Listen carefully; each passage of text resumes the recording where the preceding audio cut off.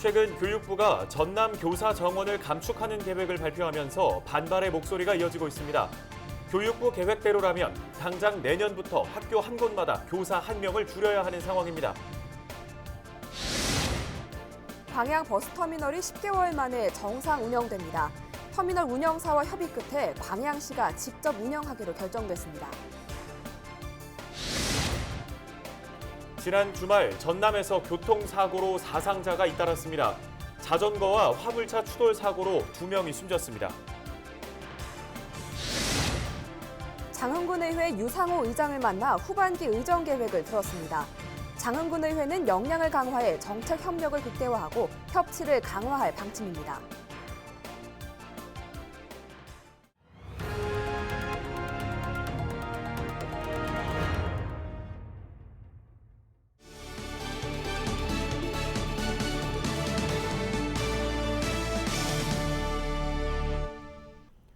시청자 여러분, 안녕하십니까? 헬로티비 뉴스 전남 시작합니다. 오늘의 첫 소식입니다.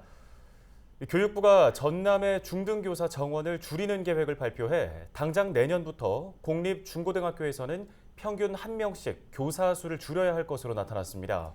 학생 수가 줄어드니 교사의 수도 감축해야 한다는 논리로 보여지는데 농어촌이나 섬에 학교가 많은 전남에서는 피해를 볼 수밖에 없는데요. 교육단체가 교육부 계획 철회를 잇따라 촉구하고 나섰습니다. 박종호 기자입니다. 최근 교육부가 전라남도 교사 정원을 감축하는 계획을 발표하면서 지역사회에서 반발하는 목소리가 이어지고 있습니다. 교육부는 2021학년도 전라남도 교육공무원 정원 1차 가배정안에서 중등교원을 최대 224명까지 줄이겠다고 밝힌 것으로 알려졌습니다.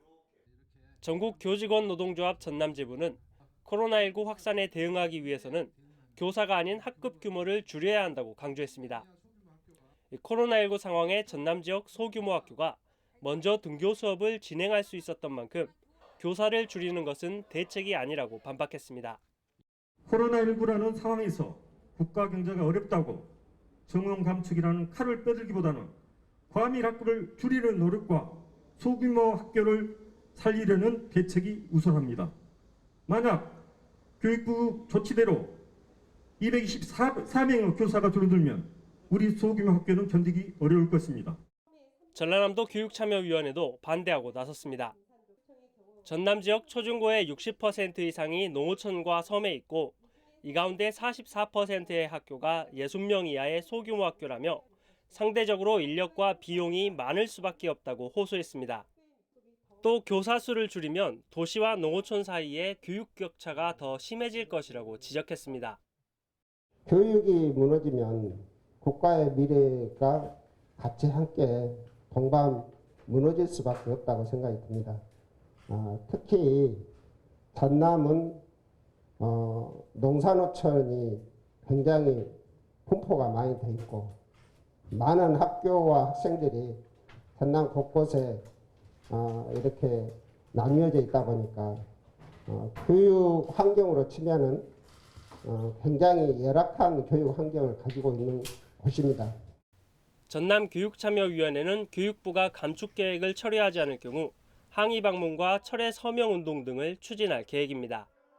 교육부는 교원 정원을 기획재정부 등 관계부처와 협의한 뒤 연말쯤 확정할 예정인 만큼 교사 감축에 대한 반발은 한동안 지속될 것으로 보입니다. 헬로티비 뉴스 박종호입니다.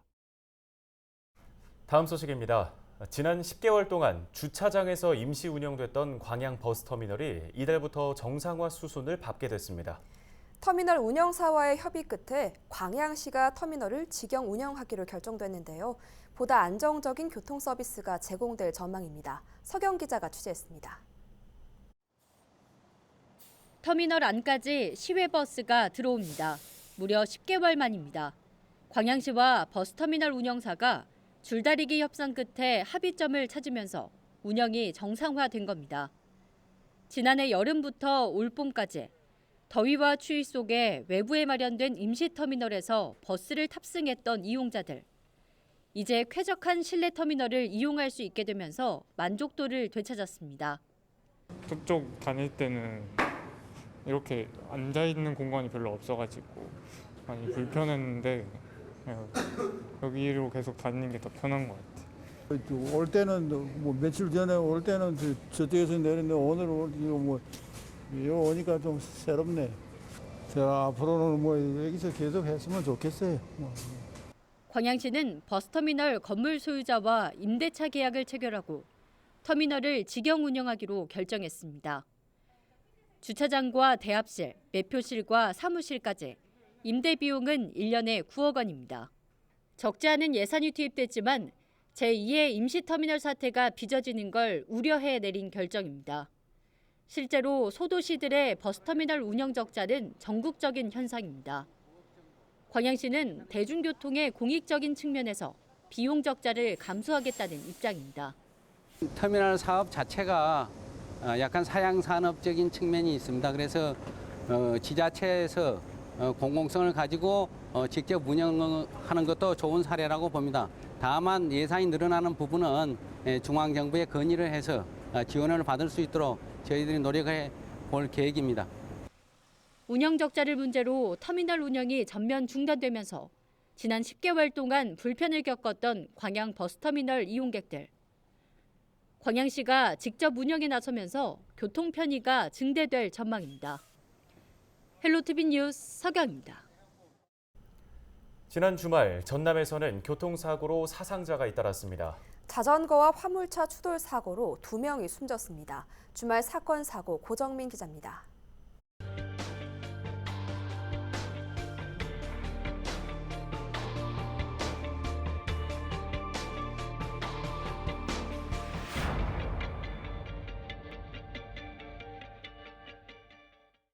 목포 북항에 있는 왕복 7차선 도로입니다.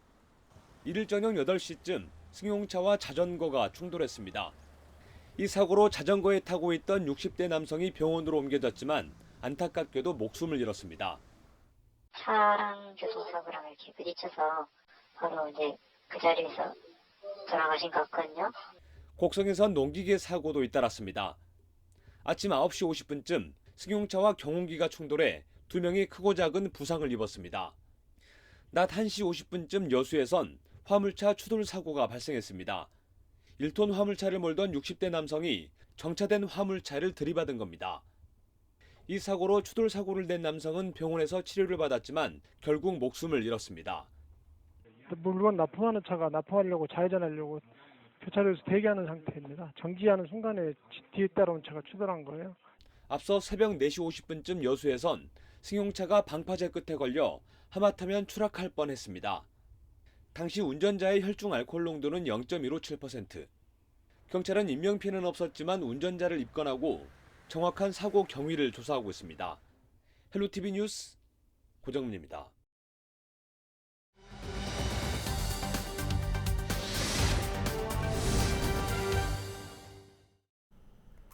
우리 지역의 주요 현안을 들여다보는 정책 브리핑 시간입니다.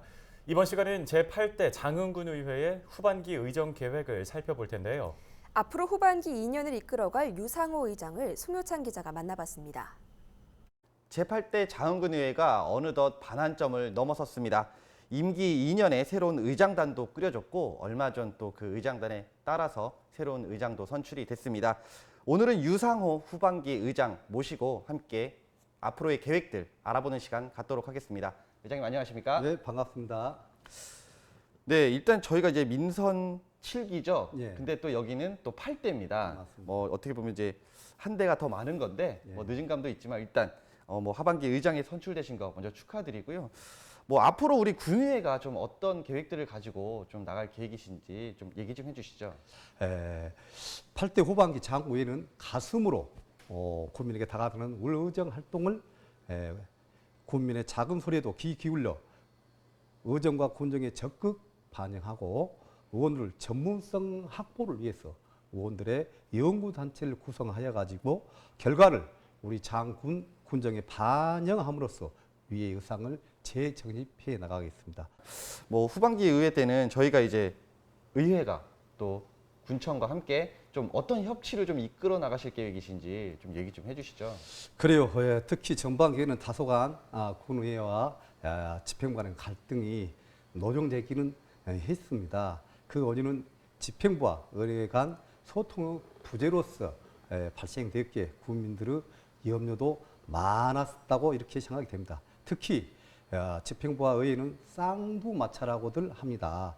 우선적으로 의회의 역량을 강화하고 실질적인 집행부를 견제하고 감독할 수 있는 토대를 구축하면서 정책 결정의 질을 제고하기 위해 의회와 집행부 간의 정책 협력을 극대화하는 협치를 강화할 필요가 있다고 생각합니다. 네, 뭐 이제 어느덧 마지막 질문이 됐습니다. 또 우리 이제 국민들께 또 하고 싶으신 말씀이 있으실 것 같은데요. 한마디 좀 해주시죠. 그리고 제8대 장군 후반기는 우리 7분의 군원들께서 시험장을 방문하면서 열심히 하겠다는 약속도 하고 있습니다.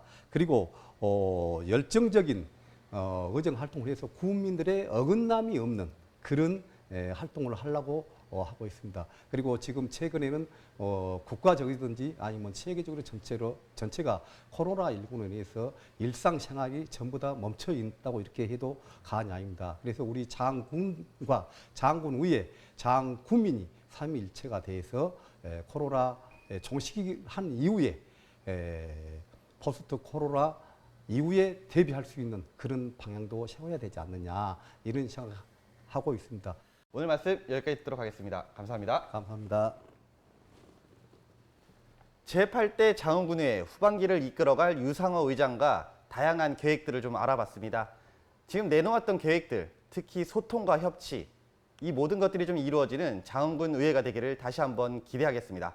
지금까지 정책 브리핑이었습니다.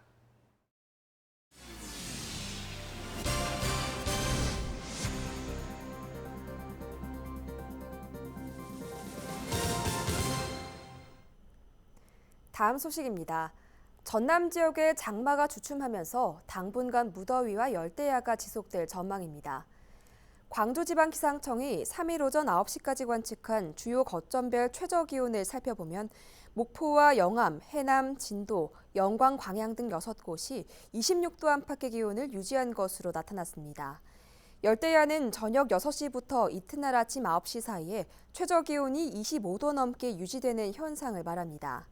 기상당국은 당분간 고온다습한 공기가 유입되면서 적게는 28도에서 많게는 34도까지 기온이 오를 것으로 보고 각별한 건강관리를 당부했습니다. 여수 평도 앞 해상에서 9.77톤급 어선이 암초에 좌초되는 사고가 발생했습니다.